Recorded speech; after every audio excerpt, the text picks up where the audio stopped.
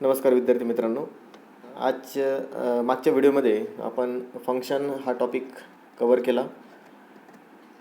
फंक्शनबद्दल आपण डिस्कशन केलं. फंक्शनची डेफिनेशन आपण पाहिलीत. फंक्शन काय आहेत, फंक्शनचं सिंटॅक्स आपण बघितलं की फंक्शन कसं आपण डिक्लेअर करू शकतो. ठीक आहे. त्यानंतर फंक्शनचे टाईप्स आपण बघितलेत. फंक्शनचे टाईप्स 2 टाईप्समध्ये डिवाईड होतात फंक्शन आपले. त्याच्यामध्ये एक बिल्ट इन फंक्शन आहेत ज्याला आपण म्हणतो सिस्टम डिफाईन फंक्शन, आणि दुसरं म्हणजे यूजर डिफाईन फंक्शन. असे 2 फंक्शन आपण पाहिलेत. जो आपला सिस्टम डिफाईन फंक्शन आहे त्यालाच आपण लायब्ररी फंक्शन म्हणतो. आणि हे सगळे लायब्ररी फंक्शन्स आपल्या सी लँग्वेजमध्ये, जी काही आपली सी लँग्वेज आहेत त्या सी लँग्वेजच्या हेडर फाईल्समध्ये अवेलेबल असतात. मग आता हेडर फाईल्स कुठल्या आहेत तर सी टाईप हेडर फाईल आहेत, stdio.h ही एक हेडर फाईल आहेत. त्यानंतर आपण पाहिलं की string.h ही एक हेडर फाईल आहेत, math.h ही एक हेडर फाईल आहेत. असे असंख्य अशा हेडर फाईल्स आहेत. त्या सगळ्या हेडर फाईल्समध्ये आपल्याला जे काही इनबिल्ट फंक्शन आहेत ज्याला आपण लायब्ररी फंक्शन म्हणतो ते लायब्ररी फंक्शन आपल्याला अवेलेबल होतात. जर आपल्याला ते फंक्शन यूज करायचे आपल्या प्रोग्राममध्ये तर आपल्याला हॅश इन्क्लूड ही जी काही स्टेटमेंट आहेत त्या स्टेटमेंट थ्रू आपण ती फाईल काय करू शकतो की आपल्या प्रोग्राममध्ये इन्क्लूड करून ते फंक्शन आपण डायरेक्टली यूज करू शकतो. आपल्याला ते फंक्शन क्रिएट करण्याची गरज पडत नाही, कारण ते ऑलरेडी क्रिएटेड आहेत. त्यांना परत क्रिएट करण्याची गरज पडत नाही, फक्त आपण त्यांना यूज करू शकतो. जसं आपण मॅथ फंक्शनमध्ये बघितलं की त्याच्यामध्ये सेल आहेत, फ्लोअर आहेत, त्यानंतर स्क्वेअर रूट आहेत, sqrt नावाचं फंक्शन आहेत. त्याच्यानंतर आपण स्ट्रिंगमध्ये बघितलं की strcpy आहेत, strlen आहेत, strcmp आहेत, strlwr आहेत, strupr आहेत. हे सगळे फंक्शन जे आहेत हे इनबिल्ट फंक्शन आहेत. यांना आपण लायब्ररी फंक्शन म्हणतो. आणि हे कसे आहेत की ऑलरेडी जेव्हा सी प्रोग्रामिंग क्रिएट झाली त्याच वेळेस हे फंक्शन त्याच्यामध्ये इन्क्लूड केले गेले. ठीक आहे. तर हे जे काही लायब्ररी फंक्शन आहेत ते ऑलरेडी आपण मागच्या 2 व्हिडिओमध्ये पाहिलेलं आहेत. ज्यांनी बघितलेलं नसेल त्यांनी ते दोन्ही व्हिडिओ बघावेत आणि फंक्शनचा व्हिडिओ पाहावत. त्याच्यामध्ये त्यांना ती आयडिया क्लिअर होईल की फंक्शन आपण कशासाठी यूज करतो. परत आपण समराईज करून टाकू की फंक्शन नेमकं काय आहे. तर फंक्शन हा काय आहेत की फंक्शन आपण असं म्हणू की जर एखादा लार्जर प्रोग्राम आहेत तर त्या लार्जर प्रोग्रामला जर आपल्याला छोट्या छोट्या मॉड्यूल्समध्ये डिवाईड करायचं असेल तर आपण तिथं त्या प्रोग्रामला त्या मॉड्यूल्समध्ये डिवाईड करतो. आणि ते मॉड्यूल्स म्हणजेच काय असेल फंक्शन. फंक्शन म्हणजे काय की काही सेट ऑफ स्टेटमेंट असतात, कलेक्शन ऑफ स्टेटमेंट्स असतात. ते एका ठिकाणी आपण लिहितो काहीतरी टास्क परफॉर्म करण्यासाठी, आणि ते जे काही सेट ऑफ स्टेटमेंट असेल त्यालाच आपण काय म्हणतो की फंक्शन म्हणतो. आणि हे फंक्शन आपण कशामध्ये लिहितो मेन फंक्शनमध्ये. म्हणजे आपल्या प्रोग्रामच्या मेन फंक्शनमध्ये आपण काय करतो की ॲड करतो ॲज अ चाइल्ड प्रोग्राम म्हणून. आणि ते child program under main function काय होतात की रन होतात. आणि ते चाइल्ड प्रोग्राम जे असेल ते काहीतरी टास्क परफॉर्म करण्यासाठी आपण ते यूज करतो. ठीक आहे. त्याच्यानंतर हा जो व्हिडिओ आहे या व्हिडिओमध्ये आपण पाहणार आहोत. मागच्या व्हिडिओमध्ये आपण सिस्टम डिफाईन म्हणजेच लायब्ररी फंक्शन आपण पाहिलं. या व्हिडिओमध्ये बघणार आहोत आपण युजर डिफाईन फंक्शन आणि त्याचे टाईप्स कुठले आहेत. टाईप्सचा प्रकार हा आपण पुढच्या याच्यात कवर करू, पण याच्यामध्ये आपण क्लिअरली बघणार आहोत ते म्हणजेच युजर डिफाईन फंक्शन. ठीक आहे. आता युजर डिफाईन फंक्शन हा कन्सेप्ट आपल्याला क्लिअर करायचा आहे. त्यासाठी तुम्हाला हा व्हिडिओ पूर्ण बघावा लागेल. पूर्ण बघितल्यानंतर तुम्हाला हा क्लिअर समजायला येईल की युजर डिफाईन फंक्शन नेमकं काय असते. ठीक आहे. मागच्याही व्हिडिओमध्ये आपण बऱ्यापैकी कवर केलेलं आहे. तेच कन्सेप्ट आपण इथं पण बघणार आहोत. मात्र तुम्ही थोडंसं कॉन्सन्ट्रेट करा, आणि कॉन्सन्ट्रेट केल्यानंतर तुम्ही जे काही आपण ह्या ठिकाणी इम्प्लिमेंट केलं ते तुम्ही तुमच्या मोबाईलमध्ये जे असणारे अँड्रॉइड ॲप आहेत त्याच्यामध्ये सुद्धा इम्प्लिमेंट करण्याचा प्रयत्न करा. ठीक आहे. त्याच्यावरनं तुम्हाला आणखी क्लिअर ते लक्षात येईल. तर चला आपण बघूयात युजर डिफाईन फंक्शन. आता सगळ्यात पहिले जर आपण बघितलं युजर डिफाईन फंक्शन काय आहेत त्याचं इंट्रोडक्शन जर आपण पाहिलं तर आपल्याला थोडंसं लायब्ररी फंक्शनकडे जावं लागेल. की लायब्ररी फंक्शनमध्ये आपल्याला जर लायब्ररी फंक्शन हे फंक्शन कसे आहेत की इनबिल्ट फंक्शन आहेत. त्याला आपण कुठल्याही प्रकारचं मॉडिफाय करू शकत नाही किंवा त्याच्यामध्ये आपण चेंजेस करू शकत नाही. म्हणजेच त्यांचं वर्किंग काय आहेत की डिफाईन आहेत. त्यांचं कार्य हे डिफाईन आहेत. जसं आपण म्हणत की sqrt नावाचं एक फंक्शन आहे. तर sqrt नावाचं फंक्शन ऑलरेडी आपल्या प्रोग्राममध्ये आपल्या सी लँग्वेजमध्ये अवेलेबल आहे. त्याचा कोडसुद्धा ऑलरेडी केलेला आहे. तुम्हाला ह्या sqrt फंक्शनमध्ये मॉडिफाय करता येणार नाही किंवा कुठल्याही प्रकारचं चेंजेस तुम्हाला त्या ठिकाणी करता येणार नाहीत, कारण ते फंक्शन ऑलरेडी क्रिएटेड आहेत. ते आपल्याला स्वतः क्रिएट करण्याची गरज पडत नाही. मग जर आपल्याला हे समजा इनबिल्ट फंक्शन आहेत, पण काही वेळेस काय होतात की युजरला स्वतःचे फंक्शन क्रिएट करावं लागतात. समजा स्वतःचा टास्क त्याला परफॉर्म करावा स्वतःचा टास्क त्याला स्वतःचं टास्क त्याला इम्प्लिमेंट करायचं आहे. जसं आपण म्हणू की फॉर एक्झाम्पल आपल्याकडे मोबाईल आहेत, आपल्याकडे काय आहेत की मोबाईल आहेत, आणि मोबाईलमध्ये काय असतं तुमचं, सॉरी आपण मोबाईलच्या ठिकाणी काय म्हणत की आपण एखादं आपण एक्झाम्पल घेऊत की एखादं रो हाऊस आहेत किंवा आपण म्हणतो की फ्लॅट आहेत. आपण शहरात बघतो की फ्लॅट सिस्टम आहेत. फ्लॅट सिस्टममध्ये आपण पाहतो की फ्लॅट हा कसा प्रकार आहेत की जसं जो काही डेव्हलपर असेल तो डेव्हलपर तो फ्लॅट त्याच्या डिझाईननुसार काय करतो की बिल्टअप करतो. त्या फ्लॅटमध्ये जो विकत घेणारा ओनर असेल, जो काही विकत घेणारा असेल, बायर ज्याला म्हणतो आपण, तर त्या बायरला किंवा जो काही कस्टमर असेल त्या कस्टमरला कुठल्याही प्रकारचं मॉडिफिकेशन त्याच्यामध्ये करता येत नाही. म्हणजे त्यांनी दिलेलं जे काही स्ट्रक्चर असेल त्या स्ट्रक्चरमध्येच त्याला तो फ्लॅट काय असतो की उभा असतो. त्याला त्याच स्ट्रक्चरमध्ये काय करावं लागतात की विकत घ्यावं लागतात. आपण त्याच्यामध्ये कुठल्याही प्रकारचं मॉडिफाय करू शकत नाही. म्हणजेच हे कसं आहे, सिस्टम डिफाईन आहेत. म्हणजे काय की त्या कन्स्ट्रक्शनवाल्याने डिफाईन केलेलं आहेत की बा तुमचं जे काही फ्लॅट असेल ते अशाच प्रकारचं त्या ठिकाणी असणार आहेत. पण जर आपण म्हटलं की आपण जर दुसरा प्रकार बघितला, म्हणजेच हा जो काही फ्लॅटचा प्रकार आहे तो प्रकार म्हणजेच आपण त्याला म्हणू की लायब्ररी फंक्शन. म्हणजे जसं आपण फ्लॅटमध्ये कुठल्याही प्रकारचं चेंजेस करू शकत नाही, तसंच आपण जे काही तुमचे लायब्ररी फंक्शन आहेत त्याच्यामध्ये कुठल्याही प्रकारचं चेंजेस आपण करू शकत नाही.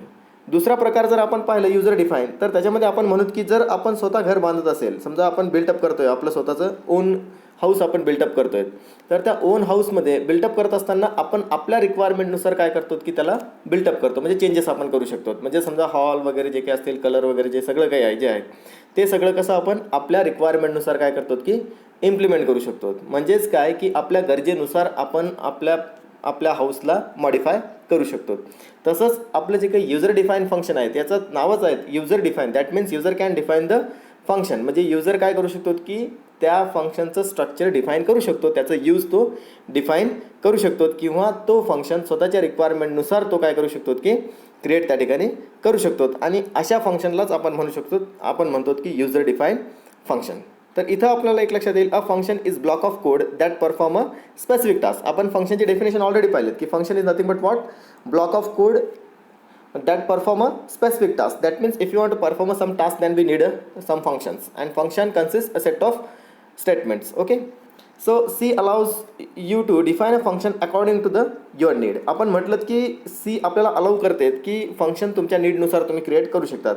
दिस function are known as a user define function. अशाच फंक्शनला आपण युजर डिफाईन फंक्शन म्हणतो. जसं की फॉर एक्झाम्पल आपण म्हणू suppose you need to create a circle and colour it. म्हणजे आपल्याला एक सर्कल क्रिएट करायचं आणि त्याला कलर द्यायचा. Depend upon the radius and colour. म्हणजे त्याला ते डिपेंड कशावर की रेडियस आणि कलरवर डिपेंड आहेत.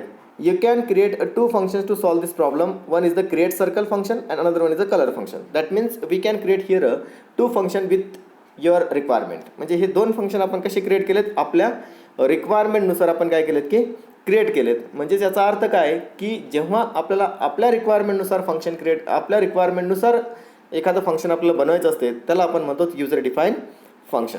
ओके, तर हे लक्षात येईल आपल्याला. The next point is the example for user define function. आता एक्झाम्पल जर आपण बघू शकतो युजर डिफाईन फंक्शनचं, तर इथं तुम्हाला थोडंसं दिसेल. आपण थोडंसं याला झूम करून घेऊत म्हणजे क्लिअर समजायला येईल आपल्याला. आता दिसेल आपल्याला, ठीक आहे. तर हा पार्ट आहे त्याला म्हणतो आपण युजर डिफाईन फंक्शन. तर आपण ऑलरेडी बघितलं की कुठल्याही फंक्शनमध्ये जेव्हा आपण युजर डिफाईन फंक्शन क्रिएट करतो तर त्या ठिकाणी आपल्याला 3 गोष्टी कराव्या लागतात. एक म्हणजेच काय, फंक्शन प्रोटोटाईप. दुसरं म्हणजे काय असेल, फंक्शन कॉल. आणि तिसरं म्हणजे काय असेल, फंक्शन डेफिनेशन. ह्या 3 फेजेसमध्ये तुमचा प्रोग्राम काय करावा लागतो, तुम्हाला डिवाईड करावा लागतो. तर पहिलं फेज जे असेल that is a function prototype. यालाच आपण म्हणतो फंक्शन डिक्लरेशन. काय म्हणतो आपण याला, फंक्शन डिक्लरेशन. तर इथं आपण केलं की इंट ॲड नंबर इंट ए कॉमा इंट बी. तर ह्या ठिकाणी आपण फंक्शनला काय केलं की डिक्लेअर केलं. यालाच फंक्शन प्रोटोटाईपसुद्धा म्हणतो आपण. काय म्हणतो आपण याला, फंक्शन प्रोटोटाईपसुद्धा आपण या ठिकाणी म्हणतो. म्हणजेच एका फंक्शनचं काय या ठिकाणी स्ट्रक्चर आहे. म्हणजेच काय, एखादं फंक्शन आपल्याला क्रिएट करायचं तर त्या फंक्शनला एखादं फंक्शन आपल्याला यूज करायचं आहे तर त्या ठिकाणी पहिले फंक्शनला डिक्लेअर करणं हे मस्ट असतं. तर त्या ठिकाणी फर्स्ट आपण काय केलं की डिक्लेअर केलं. मग कुठलाही फंक्शन असू द्या त्याला पहिले डिक्लेअर करणं हे मस्ट आहे. त्यानंतर मेन फंक्शन. आता मेन फंक्शन आपण वरती डिक्लेअर केलेल्या फंक्शनच्या खाली घेतलं. मेन फंक्शन इथं लिहिलं आपण, कारण प्रोग्रामची स्टार्टिंग ही मेन फंक्शनपासून होते. जेही फंक्शन मेन फंक्शनच्या वर असतात, म्हणजे कुठलेही फंक्शन जेव्हा मेन फंक्शनच्या वरती आपण डिक्लेअर करतो त्या फंक्शनला आपण ग्लोबल फंक्शन म्हणतो. कुठल्या प्रकारचं फंक्शन आहे? हा ग्लोबल टाईपचं फंक्शन आहे. त्यानंतर आपण इथं सम कॅल्क्युलेट करतो आहे 2 नंबरची. त्यानंतर इथं इंट n1, n2, सम, म्हणजे 2 नंबर आणि एक सम आपला रिझल्ट घेण्यासाठी. त्यानंतर एक मेसेज दिला आपण की बाबा प्रिंट करा आपल्याला की 2 नंबर्स आपल्याला इनपुट घ्यायचे. त्यानंतर स्कॅनएफ इनपुट आपण घेतलं. इथं आपण बघतो याला म्हणतो कॉलिंग फंक्शन. याला काय म्हणतो आपण? Calling function. माझ्याकडे 2 डेटा आहेत, 2 नंबर्स आहेत. ते नंबर्स मला फंक्शनच्या डेफिनेशनला काय करायचे आहेत की पास करायचं. फंक्शन डेफिनेशन म्हणजेच जिथं तो फंक्शन ॲक्च्युअल काय होणार आहेत की प्रोसेस होणार आहेत. म्हणजे जिथं आपल्याला जे डेटा काय करणार आहेत की प्रोसेस होणार आहेत त्याला आपण म्हणतो फंक्शन डेफिनेशन. आता फंक्शन डेफिनेशन म्हणजे ॲक्च्युअल एक्झिक्युटेबल पार्ट. तर इथं बघा की sum equals to add number, म्हणजे जो फंक्शनचं नाव आहे त्याच फंक्शनचं नावाचं कॉलिंग फंक्शन हे असायला पाहिजे. तर इथं n1 आणि n2 2 नंबर्स आहेत आपल्याकडे, n1 आणि n2. त्याच्यामध्ये तुम्ही डेटा टाकलेला आहे. तो डेटा तुम्हाला पास करायचा आहे फंक्शन डेफिनेशनला. म्हणजे कुठे जाईल तो? इथं पास होईल. म्हणजेच इथं होईल इंट a आणि इंट b. जेवढे इथं पॅरामीटर असतील किंवा जेवढे इथं तुम्ही नंबर्स दिलेले असतात तेवढेच पॅरामीटर तुम्हाला कॉलिंग फंक्शनमध्ये आणि जो काही फंक्शन डेफिनेशन आहे त्या फंक्शन डेफिनेशनमध्ये द्यावं लागतात. तर इथं आपण इंट a इंट 2 म्हणजे 2 आर्ग्युमेंट जर पास करत असेल तर 2 पॅरामीटर आपल्याला फंक्शनच्या बॉडीमध्ये फंक्शनच्या पॅरेंथेसिसमध्ये तुम्हाला डिक्लेअर करावं लागतात. तर इथून आपण 2 आर्ग्युमेंट पास केलं म्हणजे कॅच करणारे 2 पाहिजेत. तर इथं a आणि b. a इक्वल्स टू काय असेल? a इक्वल्स टू n1 आणि b इक्वल्स टू n2. हे 2 नंबर्स आपल्याला ह्या ठिकाणी मिळालेत. त्यानंतर एक टेम्पररी व्हेरिएबल आपण घेतलं, याला म्हणतो लोकल व्हेरिएबल. जो व्हेरिएबल फक्त फंक्शनच्याच बॉडीमध्ये असतो त्याला आपण म्हणतो लोकल व्हेरिएबल. आणि त्याचा जो काही स्कोप असेल, त्याचा ॲक्सेस जो असेल तर ह्या स्कोपच्या मध्येच राहणार. याच्या बाहेर आपण रिझल्टला ॲक्सेस करू शकत नाही. ठीक आहे. तर इथं काय केलं आपण? एक व्हेरिएबल घेतला जी काही रिझल्ट कॅल्क्युलेट होईल त्या रिझल्टला. Then result equals to a plus b and return केला आपण रिझल्टला. इथं आपण यूज केलेत रिटर्न स्टेटमेंट. या रिटर्न स्टेटमेंटचं असं काम आहे की जेव्हाही आपण रिटर्न आणि जो रिझल्ट आहेत किंवा जी प्रोसेस झालेला डेटा आहेत त्याला आपण जेव्हा रिटर्न स्टेटमेंट ॲट अ प्रिफिक्सला आपण लावतो तर त्यावेळेस तो जिथून कॉल झालेला आहे, म्हणजे जिथून कॉलिंग झालेलं आहे फंक्शन, त्या कॉलिंग फंक्शनकडं परत आपला रिझल्ट काय करतात की ट्रान्सफर करतात. म्हणजे कुठं जाईल? तो समकडे जाईल. म्हणजे इथं सममध्ये तुमचा डेटा काय स्टोअर होईल? ए आणि बीचा जो ॲडिशन आहे ती ॲडिशन कशामध्ये स्टोअर होईल? तर सममध्ये जाऊन स्टोअर होईल. म्हणजेच आपल्याला रिझल्ट काय मिळेल? मग सम इथं आला प्रोग्राम, म्हणजे कंट्रोल इथं पास झाल्यानंतर आपली नेक्स्ट स्टेटमेंट एक्झिक्यूट होईल प्रिंट सम. सम काय असेल? जो काही तुम्ही डेटा पाठवलात, कशामध्ये? आपल्या प्रोग्राममध्ये. तर तो प्रोग्राममध्ये जो डेटा तुम्ही n1 आणि n2 मध्ये जो डेटा पाठवला त्याची ॲडिशन म्हणजे सम असेल. आणि त्यानंतर रिटर्न 0, म्हणजे आपल्याला काहीच व्हॅल्यू रिटर्न करायची नाहीत. म्हणजेच कारण आपण मेन फंक्शनला कुठलीच व्हॅल्यू रिटर्न करणार नाही. म्हणजेच इथून तुमचा मेन फंक्शन संपला. म्हणजे याच्या खाली प्रोग्रामचं काहीच नाही आहे. म्हणजे प्रोग्राम आपला ह्या ठिकाणी काय होतो की एंड होतो. अशा पद्धतीनं तुमचा प्रोग्राम काय करतो की वर्क करतो विथ फंक्शन. कोणासोबत? तर फंक्शनसोबत. ठीक आहे. तर आता आपल्याला थोडंसं हे prototype, function call, function definition आणि रिटर्न स्टेटमेंट हे थोडंसं आपण समजून घेऊ. हे ऑलरेडी आपण मागच्या व्हिडिओमध्ये बघितलेलं आहे. परत आपण ते काय करू की रिवाईज आपण करून घेऊ. ठीक आहे. नेक्स्ट जर आपण बघितलं फंक्शन प्रोटोटाईप. आता फंक्शन प्रोटोटाईप म्हणजे काय की डिक्लेरेशन ऑफ फंक्शन. याला काय म्हणतो आपण? Declaration of function. जर तुम्हाला एखादं फंक्शन डिक्लेअर करायचं आहे तर त्या फंक्शनला पहिले जर आपल्याला एखादं फंक्शन यूज करायचे प्रोग्राममध्ये तर त्यासाठी फंक्शनला डिक्लेअर करणं हे मस्ट आहे. तर त्या डिक्लेअर केलेल्या फंक्शनलाच आपण फंक्शनचं प्रोटोटाईप म्हणतो. काय म्हणतो आपण?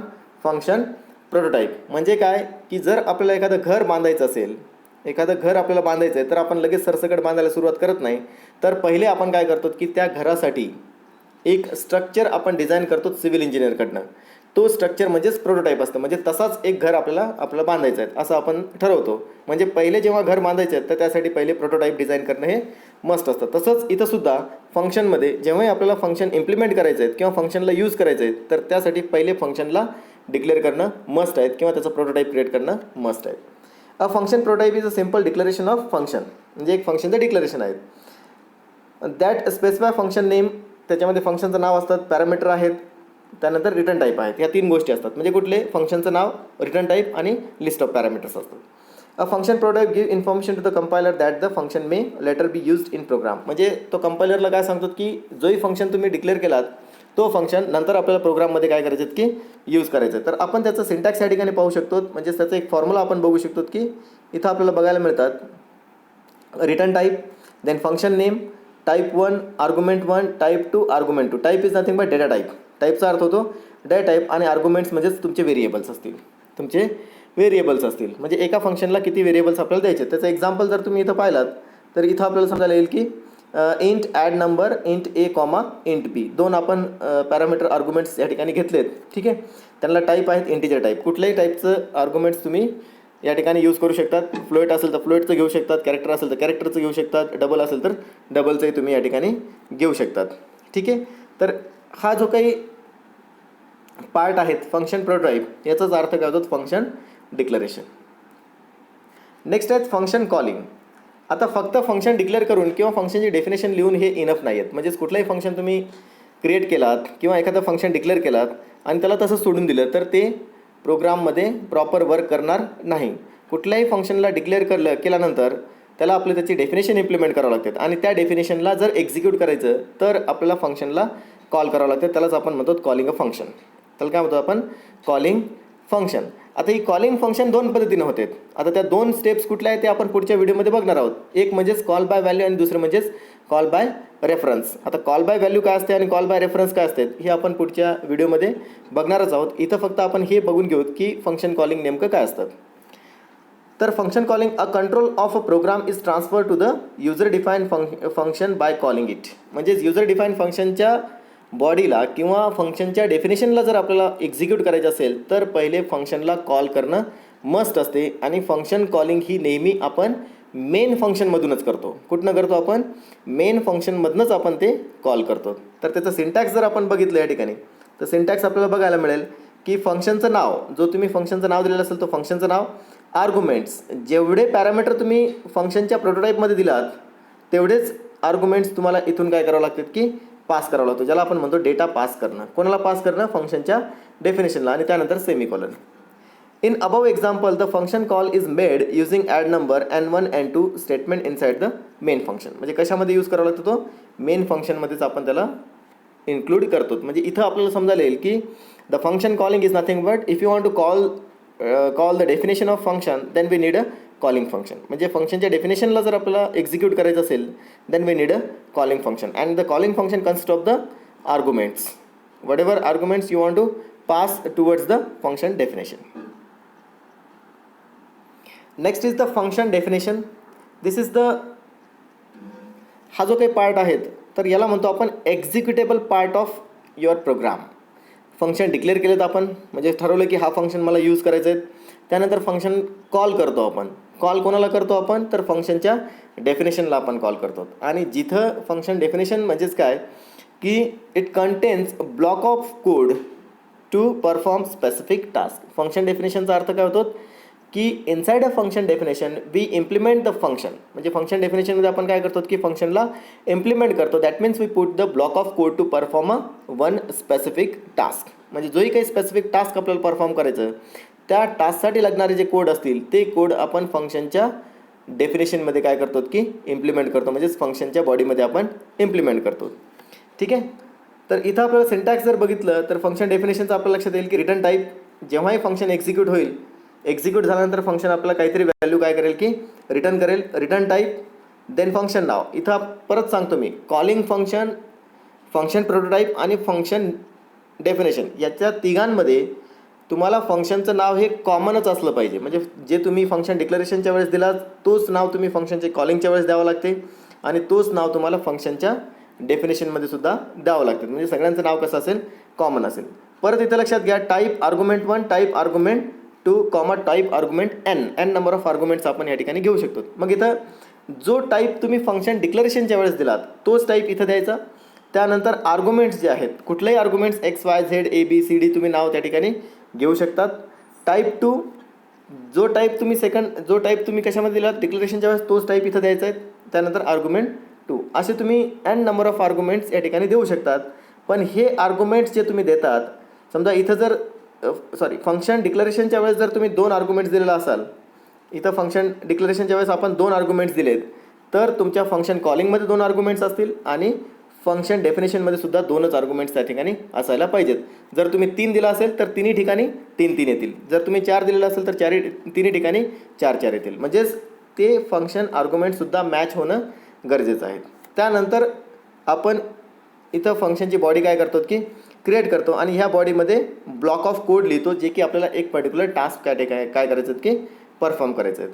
Wien a function is called the control of program is transfer to the function definition. म्हणजे फंक्शन जेव्हा कॉल होतो तर कॉल झाल्यानंतर कुठे येतो तो फंक्शन डेफिनेशनकडे येतो आणि डेफिनेशनकडे आल्यानंतर तो त्याची बॉडी काय करतो की एक्झिक्यूट करतो आणि एक ठराविक टास्क जो तुम्ही ब्लॉक ऑफ कोडमध्ये इम्प्लिमेंट केलेला असेल तो एक्झिक्यूट करतो आणि तो जो काही वर्क असेल तो वर्क त्या ठिकाणी कंप्लीट करतो. याला आपण फंक्शन डेफिनेशन म्हणतो. येईल का लक्षात? परत आपण एक क्लिअर करून घेऊ की function definition is nothing but we include block of code to perform a particular task and that function definition is execute when we call the function. म्हणजे जेव्हा आपण फंक्शनला कॉल करू तेव्हा फंक्शन डेफिनेशन काय होईल की एक्झिक्यूट होईल. ठीक आहे. नेक्स्ट पासिंग आर्ग्युमेंट्स आपल्याला पास करायचे असतात. आर्ग्युमेंट्स कुठून पास करतो आपण तर फंक्शनच्या कॉलिंगकडनं आपण आर्ग्युमेंट्स पास करतो. कोणाला पास करतो तर फंक्शनच्या डेफिनेशनला. In a programming arguments refers to the variable pass to the function. म्हणजे व्हेरिएबल आपण काय करतो की फंक्शनला पास करतो. म्हणजे त्या व्हेरिएबलमध्ये डेटा असतो आणि त्या डेटाला आपल्याला प्रोसेस करायचे आहेत आणि प्रोसेस कुठं करणार आपण तर फंक्शनच्या डेफिनेशनमध्ये प्रोसेस करणार. तर त्यासाठी पहिले आपल्याला त्या आर्ग्युमेंट्सला पास करावं लागतो. तर इथं आपण बघितलं की in a program arguments refers to the variable pass to the function. In above example 2 variable n1 आणि n2 दोन व्हेरिएबल्स आपण बघितलं are pass to the during the function call. म्हणजे फंक्शन कॉलिंगच्या वेळेस आपण हे दोन आर्ग्युमेंट्स काय केलेत की पास केलेत. कोणाला पास केलेत? फंक्शन फंक्शनच्या डेफिनेशनला. The parameters A and B accept the passed arguments in the function definition. These arguments are called the formal parameter of the function. तर इथं लक्षात घ्या की जे आपण n1 आणि n2 पास केलेत कुठून पास केलेत? कॉलिंग फंक्शनमधनं आपण पास केलेत. कोणाला पास केले तर आपण तुमचे जे काही फंक्शन डेफिनेशन आहेत त्या फंक्शन डेफिनेशनला. मग आता n1 आणि n2 हे नाव आपण कशामध्ये दिलेत? कॉलिंग फंक्शनमध्ये दिलेत. म्हणजेच मेन फंक्शनमध्ये आपण n1 n2 दिलेत. आणि जेव्हा आपण इकडं याच्यात येतो इथं आपल्याला प्रोग्राममध्ये जर बघितलं आपण तर इथं n1 आणि n2 तुम्ही दिलात. इथं n1 आणि n2 तुम्ही डिक्लेअर केलात. पण फंक्शन डेफिनेशनमध्ये मात्र वेगळे आहेत. फंक्शन डेफिनेशनमध्ये इंट ए इंट बी आहेत. इंट ए आणि इंट बी हे फॉर्मल पॅरामीटर आहेत. यांना काय म्हणतो आपण? Formal parameter. आणि n1 आणि n2 हे ॲक्च्युअल पॅरामीटर आहेत. नेहमी तुमचे ॲक्च्युअल पॅरामीटर आणि फॉर्मल पॅरामीटर हे वेगळेच असायला पाहिजे. जर इथं n1 n2 असेल तर इथं x y z a b c d n1 n2 हे कॉमन नसायला पाहिजेत. कुठं? फंक्शन डेफिनेशनमध्ये. म्हणजेच तुमचे फंक्शन डेफिनेशनमध्ये हे पॅरामीटर वेगळे असतील आणि तुमचे कॉलिंगमध्ये पॅरामीटर्स हे वेगळे असतील. तर इथं आपल्या लक्षात येईल की फॉर्मल पॅरामीटर आणि ॲक्च्युअल पॅरामीटर. त्यानंतर इथं आपण हाऊ टू पास आर्ग्युमेंट्स. आता आर्ग्युमेंट्स कसं आपण पास करतो तर इथं बघा की हा फंक्शन आपण डिक्लेअर केला. मेन फंक्शन आपण घेतलं. मेन फंक्शनच्या वरती आपण फंक्शनला डिक्लेअर केलं याचा अर्थ ग्लोबल फंक्शन आहेत. त्यानंतर फंक्शनला कॉल आपण मेन फंक्शनमधूनच करतो. ही फंक्शनची बॉडी आहेत. त्याच्यामध्ये सम ॲड n1 n2 आणि n2 आपण दोन व्हेरिएबल डिक्लेअर केले होते आणि दोघांमध्ये डेटा आपण इनपुट घेतला होता स्कॅनएफ थ्रू. त्यानंतर आपण कॉल केल्यानंतर कुठं जाईल ते एमध्ये आणि बीमध्ये जाईल. दोन आपले जे काही डेटा आहेत ते पास होतील कुठं? ए आणि बीमध्ये. ए आणि बी हे फॉर्मल पॅरामीटर आहेत आणि n1 आणि n2 हे ॲक्च्युअल पॅरामीटर आहेत. आणि नेहमीच फॉर्मल आणि ॲक्च्युअल पॅरामीटर हे वेगळेच असायला पाहिजे. दोन्ही सेम नसायला पाहिजेत. ठीक आहे. आता इथून 2 आर्ग्युमेंट पास करतो म्हणजे ॲक्सेप्ट करणारे सुद्धा किती पाहिजेत? 2 पाहिजेत. इथं जर 4 आर्ग्युमेंट्स असते तर ॲक्सेप्ट करणारे किती पाहिजे होते? 4 पाहिजे होते. मग डिक्लेरेशनमध्ये सुद्धा किती असतात? 4 असतात. अशा पद्धतीनं आपण फंक्शनला काय करू शकतो की कॉल करू शकतो आणि आर्ग्युमेंट्स आपण पास करू शकतो. ठीक आहे. आता हे आर्ग्युमेंट्स पास करण्यासाठी आपल्याकडे 2 प्रोसेस आहेत सी लँग्वेजमध्ये. एक म्हणजेच कॉल बाय व्हॅल्यू आणि कॉल बाय रेफरन्स. मी तुम्हाला आधीच म्हटलं की आपण पुढच्या व्हिडिओमध्ये हे कव्हर करणार आहोत. ठीक आहे. त्याच्यानंतर रिटर्न स्टेटमेंट आहेत. आता रिटर्न स्टेटमेंट हे कशासाठी यूज होते तर आपल्याला माहीत आहेत की जेव्हाही फंक्शन एक्झिक्यूट होतो जसं आपण म्हटलं की इथं फंक्शनला कॉल केलं आणि इथं काहीतरी टास्क आहेत म्हणजे ॲडिशन ऑफ 2 नंबर आहेत. मग ॲडिशन परफॉर्म केल्यानंतर तुम्हाला रिझल्ट काय करावं लागतो की कॉलिंग फंक्शनला रिटर्न करावं लागतो. इथं तुम्हाला रिटर्न करावं लागतं. पण ते रिटर्न कसं होतं? Using a return statement through. कशा थ्रू होतात? Return statement through. म्हणजेच काय की जेव्हाही फंक्शन एक्झिक्यूट होईल आणि एक्झिक्यूट झाल्यानंतर फंक्शन काहीतरी प्रोसेस त्या ठिकाणी करतो, काहीतरी रिझल्ट त्या ठिकाणी मिळतात. त्या रिझल्टला जर आपल्याला पास करायचं असेल कॉलिंग फंक्शनला तर त्या ठिकाणी आपण रिटर्न स्टेटमेंट थ्रू काय करतो की त्याला पास करू शकतो. तर त्याचं सिंटॅक्स आपण या ठिकाणी बघू शकतो. Return expression. आता कुठलं एक्सप्रेशन तुम्ही देऊ शकता त्या ठिकाणी. जसं आपण फॉर एक्झाम्पल म्हटलं की रिटर्न ए मधला जो डेटा असेल तो रिटर्न होईल कुठं? कॉलिंग फंक्शनकडं. किंवा तुम्ही अशा पद्धतीने देऊ शकतात return A plus B. That means we can perform here addition and then that addition can return towards the caller function. म्हणजे जे काही कॉलिंग फंक्शन असेल त्या कॉलिंग फंक्शनकडे तो काय होईल की रिटर्न होईल. या पद्धतीनं तुम्ही व्हॅल्यू काय करू शकतात की रिटर्न करू शकतात. तर त्याचं तुम्ही ग्राफिकली पाहू शकता या ठिकाणी रिटर्नचं. तर इथं आपण काय केलं की ॲड केलं 2 नंबर आर्ग्युमेंट्स आपण पास केलेत. कुठं पास केलेत आपण ए आणि बीला पास केलेत आपण 2 पास केले. त्यानंतर इथं सम जो काही तुमचा रिझल्ट होतात result equals to A plus B. A plus B म्हणजेच ए आणि बीची ॲडिशन आणि रिझल्ट आपल्याला मिळाला. त्या रिझल्टला आपण काय केलं की रिटर्न केलं. कोणाला रिटर्न केलं तर जिथून कॉल झाला तिथं आपण त्याला रिटर्न केलं आउटपुट आपल्याला शो होण्यासाठी. तर अशा पद्धतीनं आपण जे काही युजर डिफाईन फंक्शन आहे ते फंक्शन आपल्या प्रोग्राममध्ये आपण इम्प्लिमेंट करू शकतो. पुढच्या व्हिडिओमध्ये आपण टाईप्स ऑफ फंक्शन पाहणार आहोत आणि त्यानंतर कॉलिंग फंक्शन आपण पाहणार आहोत, जसं की कॉल बाय व्हॅल्यू आणि call by reference. I hope तुम्हाला हा व्हिडिओ आवडला असेल आणि याच्यातले कन्सेप्ट तुम्हाला समजले असेल. जर तुम्हाला कन्सेप्ट समजले नसतील तर तुम्ही मला कमेंट करू शकतात. ठीक आहे, तर इथं थांबूत आपण. थँक्यू.